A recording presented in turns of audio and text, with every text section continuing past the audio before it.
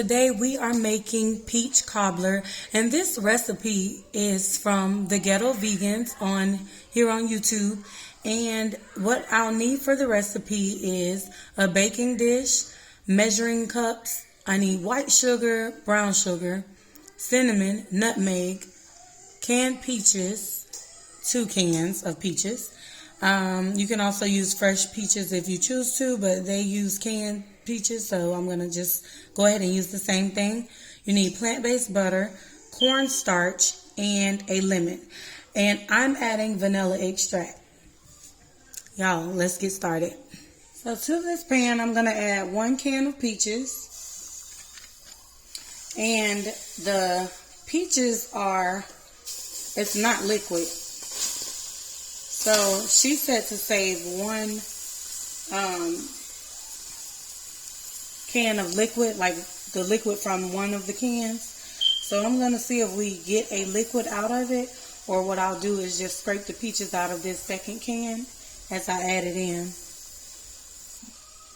So the can of peaches, they're not sweet.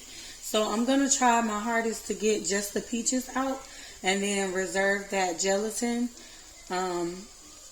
If it turns into a liquid, if it was liquid, that would have been perfect, because I was actually going to save some of that and add it to my flour base, but I'm going to get as much of the peaches without the gelatin as I can. And guess what? If I get some of the gelatin or more than what I wanted to get out, that's fine. I'll just see where this takes me, because it's quite gelatiny, if that's how you would say it. So yeah, we're just going to go ahead and get these peaches out. So that should be fine. And I'm just going to go ahead with the rest of the recipe. We don't want paper in it, so let's take that paper out of there. So then she said to add 1/2 cup of sugar.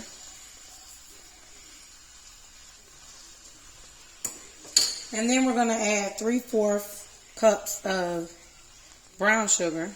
So we added our white sugar, and then we're going to add 3/4 cups of brown sugar. We're going to add 2 tablespoons of cornstarch. That's 1.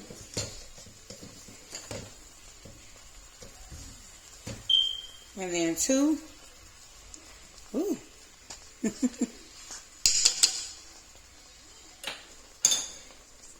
I'm going to give this a stir, and then I'm going to add in my cinnamon and nutmeg.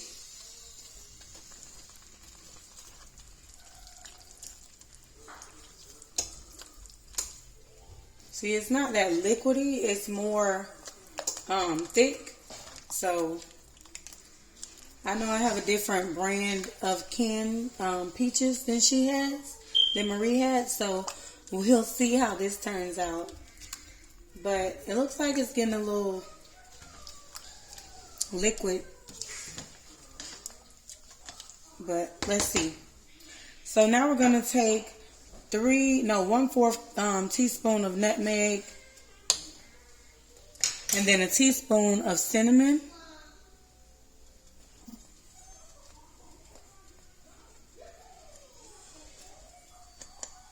I might have added a little bit more than a teaspoon. Maybe, maybe not. So I'm going to stir this up really good, really good. And then I'm going to add about a tablespoon of vanilla extract.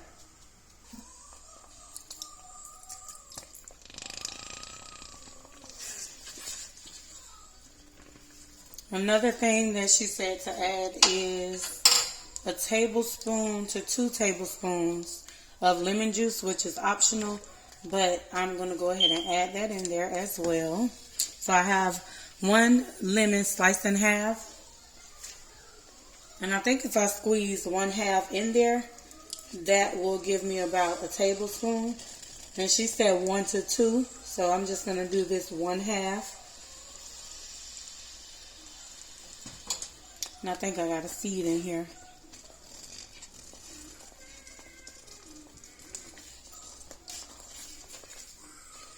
And that lemon juice is just going to help bring out all of the flavors. So we're going to let this simmer for a little bit. Let this marinate, all of the flavors marinate together. And while this is on low and just getting well blended together, I'm going to go ahead and work on the dry batter. So to my baking dish, what I'm going to do is add 1 stick of plant-based butter. I'm using my favorite Country Crock plant-based butter. So I'm going to go ahead and add this to the oven to melt the butter. So at this point, obviously your oven should be preheated at 350 degrees. And I want every little drop of butter. So yes, we're going to pop this into the oven. So to this bowl here, we're going to add in 1 cup of self-rising flour.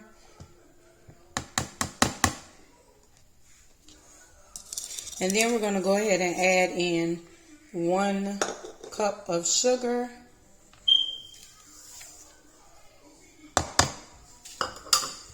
Mix those two together really well.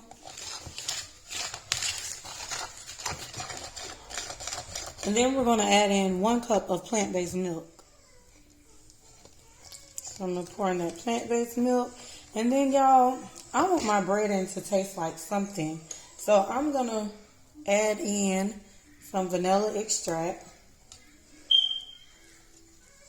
And get this all equally and evenly, same thing. Get it all incorporated. And then we're going to just go ahead and check on that filling. So, y'all, I took my baking dish out of the oven and I added half of the batter. And I'm now going to pour in the filling. And then, after pouring in the filling, y'all, I hope this is not too much. And I hope it doesn't overflow. I hope this is deep enough to hold this cobbler in because I don't want to mess anything up. But, yeah, I'm going to go ahead and add that in there. And then I'm going to add my filling on top. As you can see, it's already overflowing, like on the sides. But I'm going to add the crust, the rest of the batter on top. I might have a little too much going on, so I'm just going to stop it there, maybe.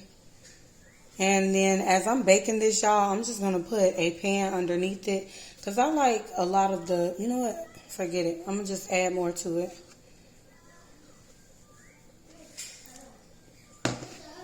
And I'm going to add a pan underneath this while I'm baking it because this is really full. So I'm going to go ahead and sprinkle some brown sugar and cinnamon on top. About half a cup of brown sugar and a teaspoon or 2 of cinnamon.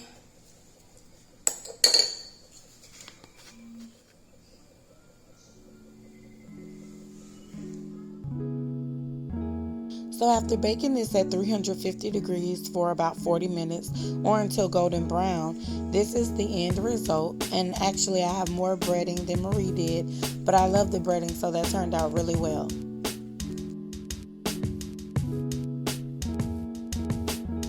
Thanks so much to the Ghetto Vegans for this amazing recipe. Y'all be sure to follow me on IG at cookingwith_mommy and Facebook group at Cooking with Mommy. Y'all be sure to hit that subscribe button and don't forget to turn on your notification bells. Be blessed.